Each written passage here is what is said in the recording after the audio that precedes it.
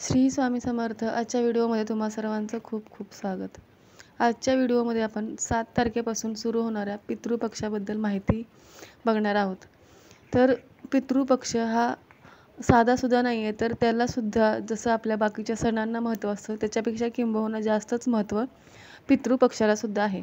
पितृपक्षाचं सगळं वर्णन आपल्या मोठ्या मोठ्या ग्रंथांमध्ये, महाभारतामध्ये, गरुड पुराणामध्ये उपाय दिलेले आहेत किंवा सांगितलेलं आहे त्याचं महत्त्व, की पितृपक्षाचं किती महत्त्व आहे.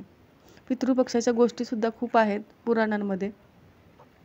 अशीच एक कर्णाची छोटीशी गोष्ट आहे, ती म्हणजे कर्णाला वरती म्हणजे वरती मेल्यानंतर जेव्हा त्याला वरती सगळं भेटत होतं, सोनं चांदी सगळ्या गोष्टी भेटत होत्या, फक्त त्याला अन्न भेटत नव्हतं. तर का भेटत नव्हतं? तर त्याने कधीही पिंडदान केलं नव्हतं किंवा कधीही श्राद्ध घातलं नव्हतं. त्यामुळे तो सुद्धा बेचैन असायचा. नंतर त्याच्या विनंतीवरून त्याला खाली जाऊ दिलं पृथ्वीवरती आणि ते गेल्यानंतर त्याने जेव्हा श्राद्ध केलं, अन्नदान केलं, तेव्हा त्याला सगळ्या गोष्टी त्याच्या व्यवस्थित झाल्या. त्यासोबतच भीष्म पितामह जेव्हा शेवटच्या क्षणी बाणांच्या शय्येवर होते, तेव्हा सुद्धा त्यांनी आपल्या पितरांचं, आपल्या पूर्वजांचं आवाहन केलं होतं किंवा पूर्वजांचे स्मरण केलं होतं. तुम्हाला जर करिअरमध्ये प्रॉब्लेम येते, तुमच्या लग्नामध्ये प्रॉब्लेम येते, मुलांची लग्न होत नाही आहेत किंवा तुमच्याकडे पैशाचा प्रॉब्लेम आहे किंवा तुमच्या आरोग्यामध्ये प्रॉब्लेम आहे, हेल्थ इश्यू तुम्हाला येत आहेत, दर महिन्याला कोण ना कोणतरी आजारी पडते, तर तुम्हाला या पितृपक्षामध्ये नक्कीच उपाय करायला पाहिजेत. कारण या उपायाने तुमच्या सगळे प्रॉब्लेम नाहीसे होतील, हे नक्की.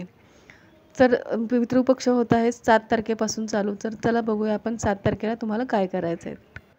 7 तारखेला आहे पौर्णिमा श्राद्ध. पौर्णिमा श्राद्धाच्या दिवशी ब्रह्मदेव आणि पितृ या सर्वांनाच प्रसन्न करण्यासाठी तुम्हाला पिंपळाच्या झाडाखाली दिवा लावायचा आहे आणि त्यांना प्रसन्न करून घ्यायचं आहे. 8 सप्टेंबरला आहे प्रतिपदा श्राद्ध. कमी वयामध्ये जे लोक जातात, म्हणजेच मुलांसाठी म्हणूयात आपण, हे श्राद्ध आहे मुलांसाठी. या दिवशी तुम्हाला छोट्या मुलांना खेळणी वगैरे द्यायची आहेत किंवा त्यांना दूधसुद्धा द्यायचं आहे प्यायला आणि दुधाचा 1 ग्लास तुम्हाला पिंपळाच्या झाडालासुद्धा ओतायचा आहे. 9 सप्टेंबरला आहे तृतीया श्राद्ध. तृतीया श्राद्ध यांच्यासाठी असते, जे तरुणपणामध्ये जे लोक मृत्यू पावतात त्यांच्यासाठी हे श्राद्ध आहे. तर तुम्हाला तरुण मंडळींनासुद्धा तुम्ही जेवायला घालू शकता किंवा अनाथाश्रमामधील मुलांसाठी तुम्ही जेवणाचा प्रबंध करू शकता, म्हणजे त्यांना जेवण देऊ शकता.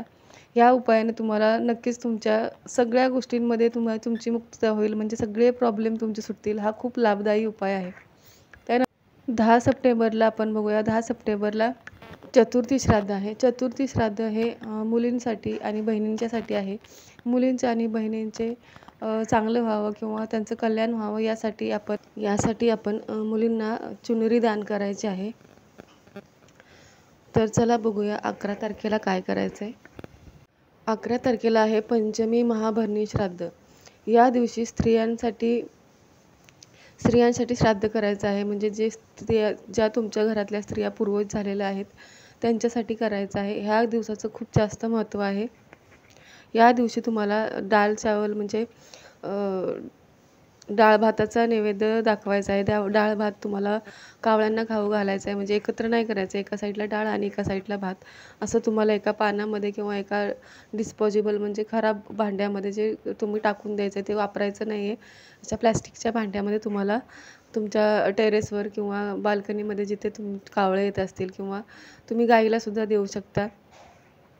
डाळ आणि भाताचं तुम्हाला भोजन करायचं आहे या दिवशी किंवा ब्राह्मणाला सुद्धा तुम्ही डाळ भाताचं भोजन खाऊ घालू शकता.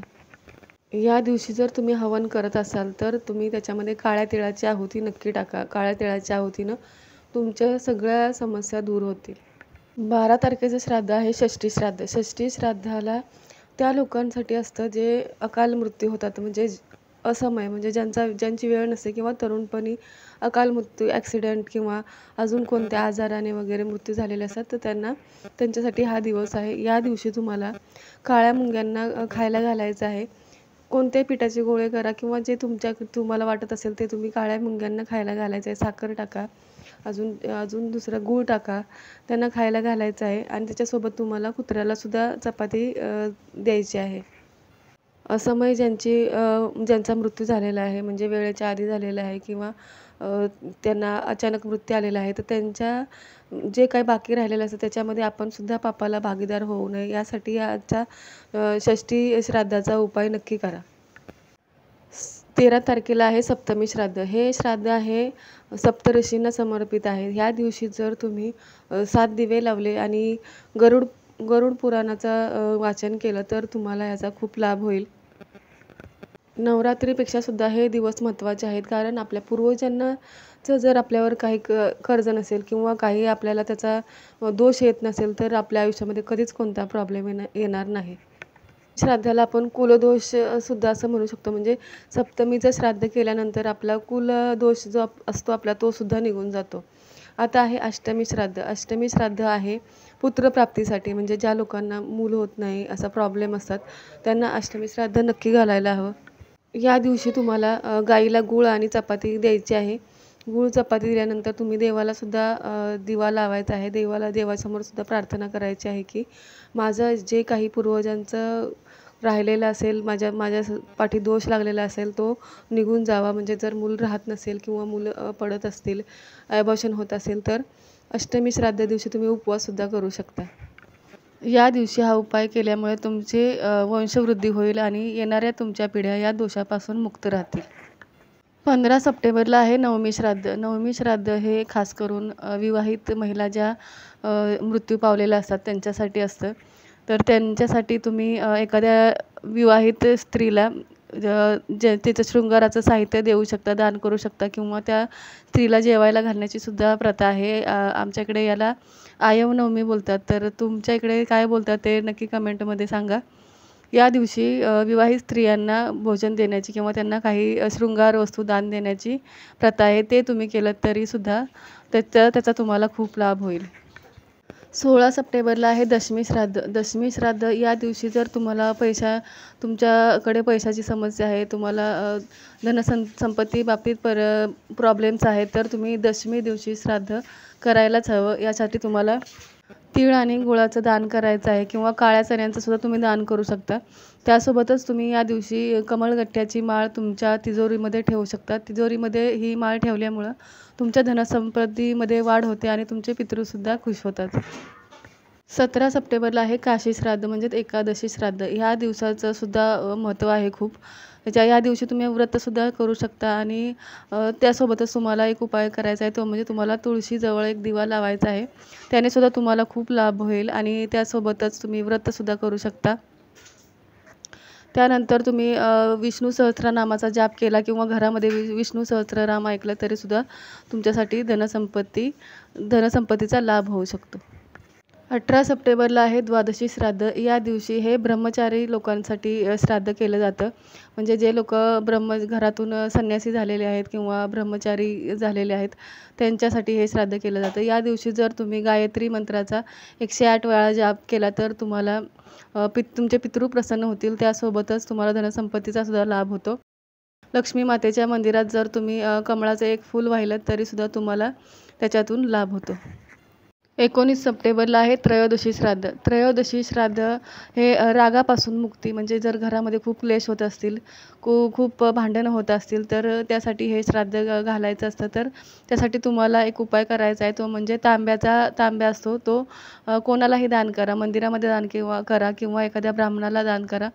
त्याच्याने तुमच्या रागावरती नियंत्रण येतं आणि घरातले क्लेश, भांडणं वगैरे कमी होतात आणि तुम्हाला पितृसुद्धा तुमचे प्रसन्न होतात.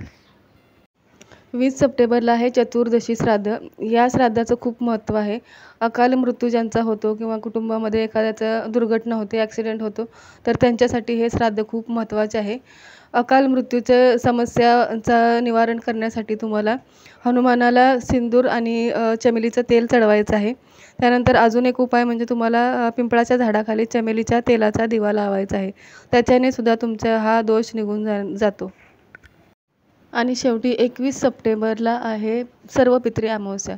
ही खूप महत्त्वाची अमावस्या आहे. ज्यांना आपल्या पूर्वजांचे जे ज्यांचा मृत्यू झालेला आहे त्यांची तारीख माहिती नाही, वेळ माहिती नाही किंवा अजून काही समस्या असतील तर सगळ्यांचे श्राद्ध या दिवशी घालू शकतात. या दिवशी सगळ्यांना तुम्ही सगळ्या तुमच्या पितरांना प्रसन्न करण्याचा हा दिवस आहे, सर्व पितरी अमावस्या.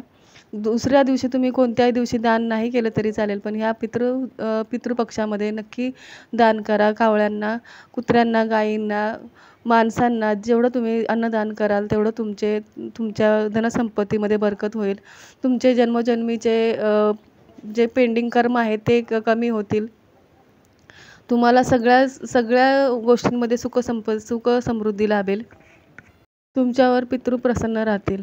तुम्हाला तुमच्या आयुष्यामध्ये ग्रोथ हवी आहे. तुमच्या घरामध्ये क्लेश, भांडणं कमी करायचे आहेत. तुमचे सगळ्या गोष्टींचे तुमचे प्रॉब्लेम आहेत ते जर तुम्हाला कमी करायचे आहेत तर या पितृपक्षामध्ये तुम्हाला नक्की हे उपाय करायला हवेत. आणि त्याच्यासोबतच तुम्हाला पिंपळाच्या झाडाखाली एक दिवा लावायचा आहे.